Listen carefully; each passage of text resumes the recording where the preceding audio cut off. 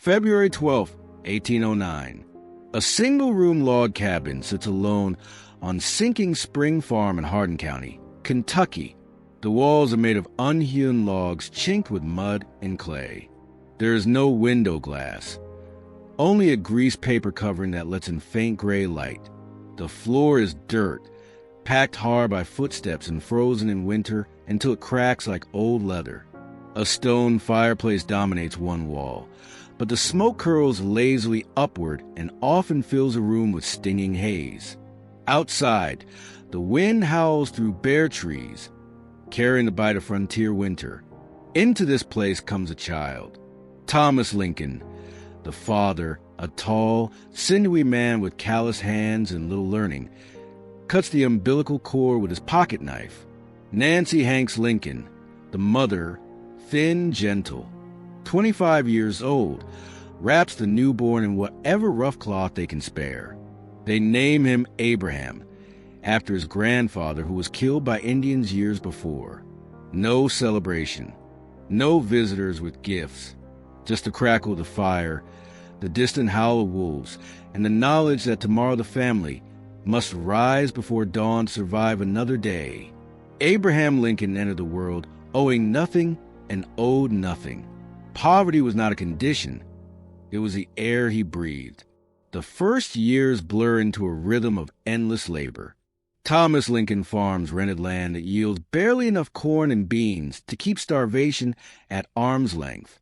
Abraham, barely able to walk, learns to carry kindling, to fetch water from the spring, to watch the younger sister Sarah while their parents work. By age 6, he swings an axe taller than himself, splitting rails for fences that mark boundaries no one truly owns. But there is light in the darkness. Nancy Lincoln teaches her children. She cannot write well herself, but she knows stories from the Bible, hymns sung in a soft Kentucky drawl, simple lessons about right and wrong. Abraham listens wide-eyed as she tells of David and Goliath, of the Good Samaritan, of a carpenter who spoke of loving enemies. Those words lodge deep inside him, seeds planted in rocky soil. Then, in the autumn of 1818, the light flickers out. Nancy falls ill. At first it seems ordinary, a fever, chills, weakness, but it worsens.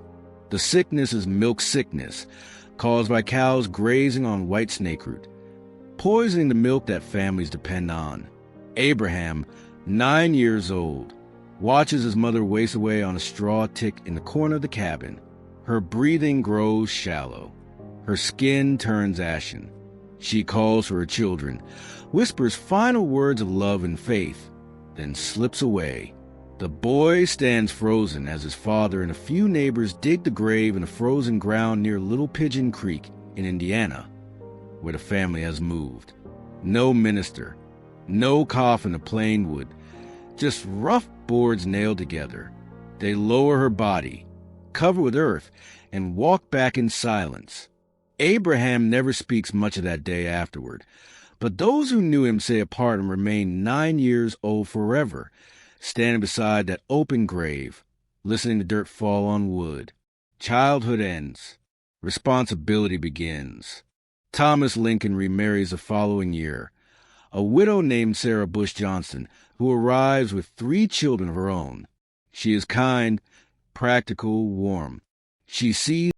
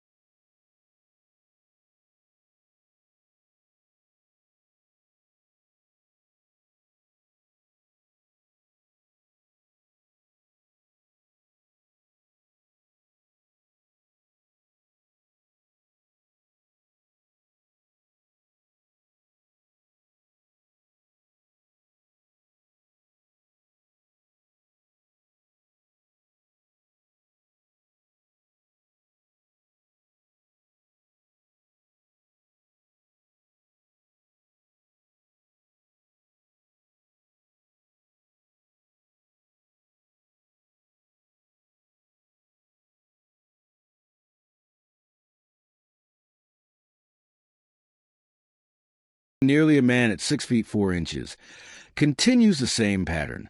Rail splitting, flatboat journeys down the Mississippi, odd jobs in New Salem. He wrestles local toughs for sport and usually wins. He tells jokes that make crowds roar. But beneath the humor lies a melancholy that friends notice but cannot touch. Then come the failures. In 1832, he runs for the Illinois General Assembly. He loses.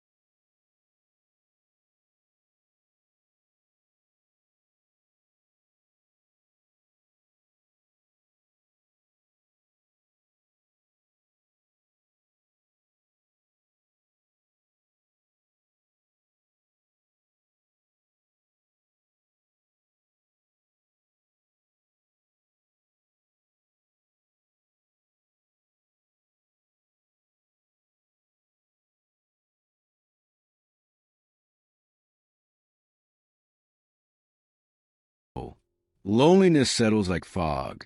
He writes in a private letter, I am now the most miserable man living. If what I feel were equally distributed to the whole human family, there would not be one cheerful face on the earth. Depression wraps around him like a shroud, yet he keeps moving.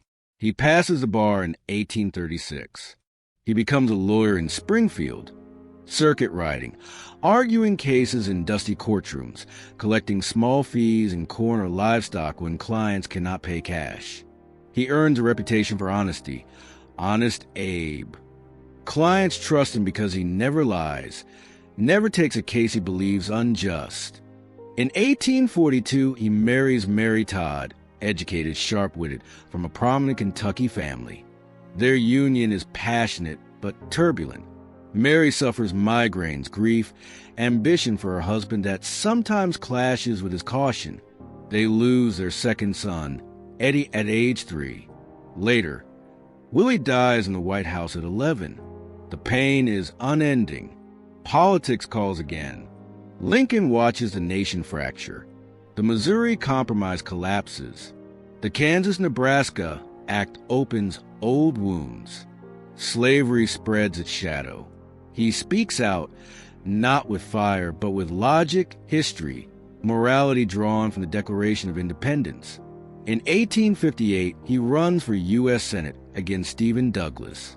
The debates become legendary. 7 face-to-face confrontations across Illinois. Lincoln speaks plainly, powerfully. A house divided against itself cannot stand. He loses the seat, but the nation notices. Then, 1860. Against a crowded field of better-known Republicans, Lincoln wins the nomination. In November, he wins the presidency, without carrying a single Southern state. Before he can take the oath, 7 states secede. The Union crumbles. He arrives in Washington under cover of night, guarded by detectives, rumors of assassination swirling. Inauguration Day, March 4th, 1861. He stands on the Capitol steps, hand on the Bible, and pleads for peace. We are not enemies, but friends. We must not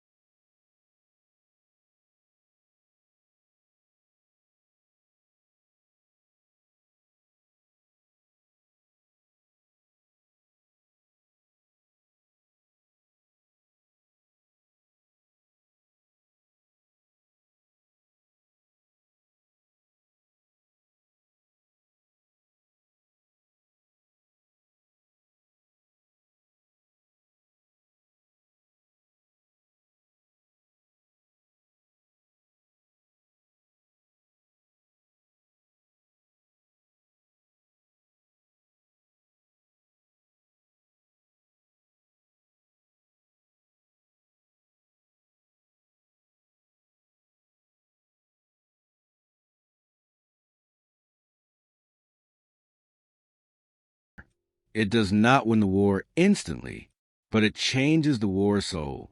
Now the Union fights for human freedom. Enemies multiply. Copperheads denounce him. Newspapers call him tyrant, ape butcher. Draft riots erupt in New York. Yet he presses on. 1864. Re-election against George McClellan. The war drags. Casualties mount. Many predict defeat. Lincoln expects to lose. Then Sherman takes Atlanta. Farragut wins at Mobile Bay. The tide turns. Lincoln wins re-election. Second inaugural, March 4th, 1865. Rain pours. He speaks fewer than 700 words. With malice toward none. With charity for all to bind up the nation's wounds. April 9th. Lee surrenders at Appomattox. April 14th. Good Friday. Ford's Theater. A single bullet enters the back of his head. He lingers through the night. At 7:22 a.m. on April 15th, 1865, Abraham Lincoln dies. A man born in a dirt floor cabin, who buried his mother at 9, who failed repeatedly, who fought depression and despair, who lost children and faith in easy answers, who carried a broken nation on his shoulders until it stood again. He gave everything. From that one-room cabin where rain dripped through the roof. From the grave he helped dig in frozen earth. From the debts he repaid over 17 years. From the nights he read by dying firelight. From the debates where he spoke truth to power. From the proclamations signed with shaking hand. From the final plea for charity. All of it led here. Abraham Lincoln did not rise because life was kind. He rose because he refused to let cruelty define him. He rose because pain taught him empathy. He rose because failure taught him endurance. He rose because loss taught him the value of every human soul. And in rising, he lifted a nation. The boy the world forgot became the man history cannot forget. If you are reading this or hearing it, and you feel forgotten, buried under failure, weighed down by loss, remember, the cost of staying average, of staying down, of surrendering to the darkness, is far too high, because somewhere inside you is the same stubborn spark that refused to die in a dirt floor cabin in Kentucky. Let it burn